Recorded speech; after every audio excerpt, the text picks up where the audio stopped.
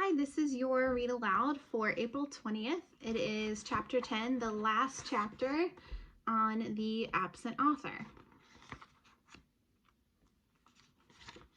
Ruth Rose, what are you talking about? Josh said. Dink didn't know what to think, except that he was getting a headache. What makes you think I'm Wallace Wallace? Mavis asked.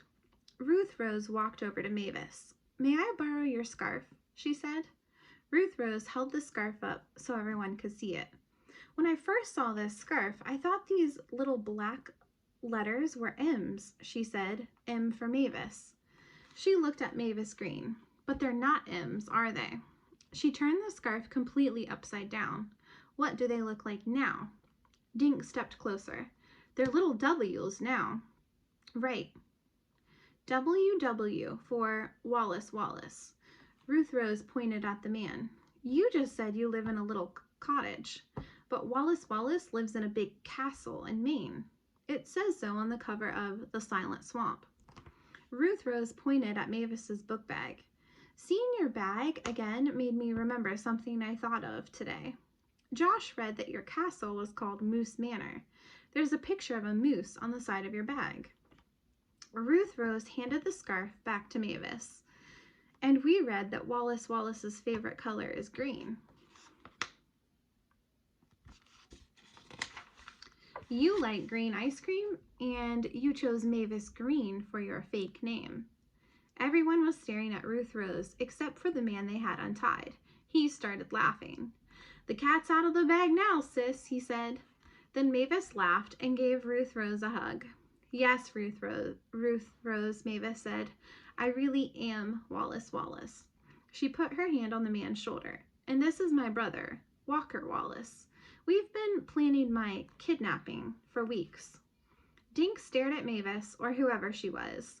You mean Wallace Wallace is a woman? He said. Yes, Dink, I'm a woman, and I'm definitely Wallace Wallace. She winked at him. Honest. Mavis, the real Wallace Wallace, sat on the bed.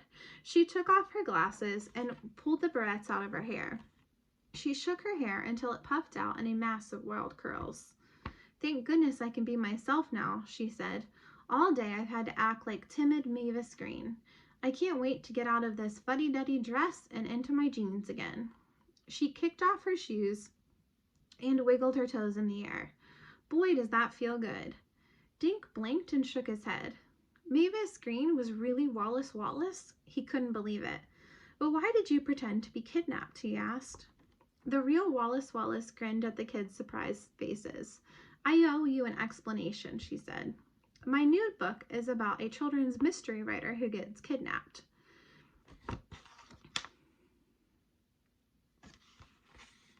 In my book, some children rescue the writer.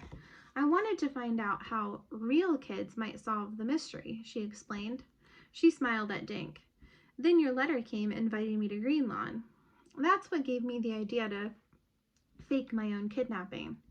I'd become Mavis Green and watch what happened. Oh yeah, Dink said. In your letter, you said you were doing some research in Connecticut. She nodded. Yes, and I mentioned the word kidnap in the letter to get you thinking along those lines. She smiled at the three kids. I thought I'd have to give you more clues, but you solved the mystery all by yourselves.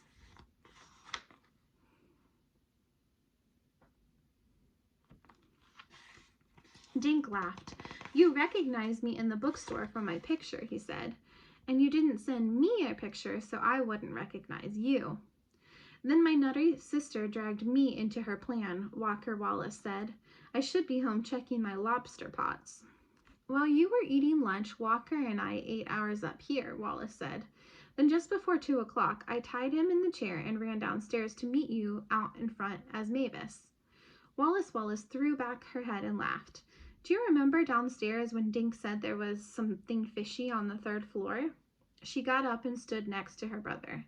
Well, I'm always teasing Walker about smelling fishy from handling his lobster bait. So when you said something was fishy in the hotel, I had to pretend to cough so you wouldn't know I was really laughing.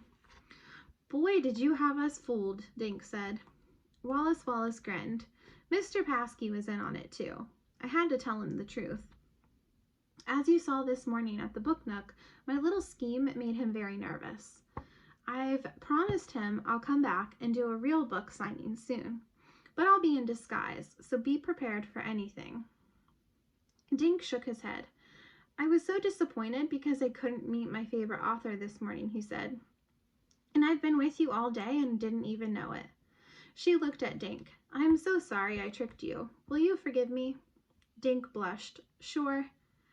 I have a question, Josh said. Where did you really sleep last night? Right here in room 302. A few weeks ago, I telephoned to reserve 2 rooms next to each other. Last night, I checked into room 303 as Wallace Wallace the man. Up in room 303, I took off the hat and coat and sunglasses. Then I sneaked back down to the lobby wearing a blonde wig. I checked in again, this time into room 302. Did you smudge the signature? Ruth Rose asked.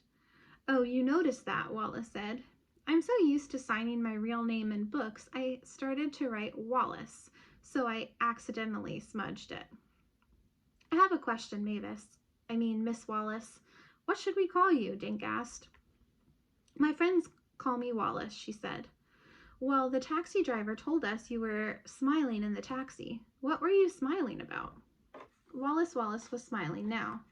Oh, about a lot of things. First, I was wearing a man's disguise, and that made me feel pretty silly. And I knew I was going to meet you, one of my biggest fans. And I was happy because I knew whatever happened, the next day would be fun. I sure had fun, Josh said, grinning. Poor Mr. Paskey having to lie to everyone with a straight face. Boy, did I have a hard time pretending to be Mavis all day, Wallace said. But my plan worked. I met 3 brilliant detectives. You helped me to see how real kids would investigate a kidnapping. Now I can go back to Maine and finish my book.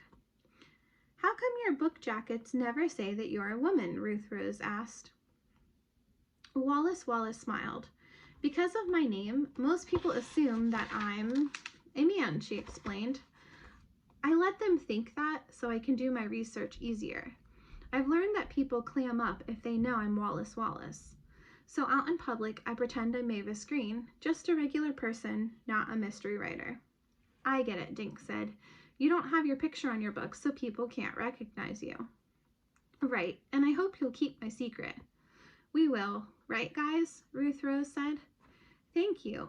Any more questions? Wallace asked. Yeah, Walker said, giving his sister a look. When do we leave? I've got lobsters waiting for me. I have a question too, Dink said. Will you send me your picture now? Yes, but I'll do better than that, Wallace said. I'll dedicate my next book to my 3 new friends. Dink, Josh, and Ruth Rose did a triple high five. Excuse me, Mr. Linkletter said from the door where he had been standing. They all looked at him. It's nearly checkout time. Everyone laughed. Mr. Linkletter smiled, but just a little.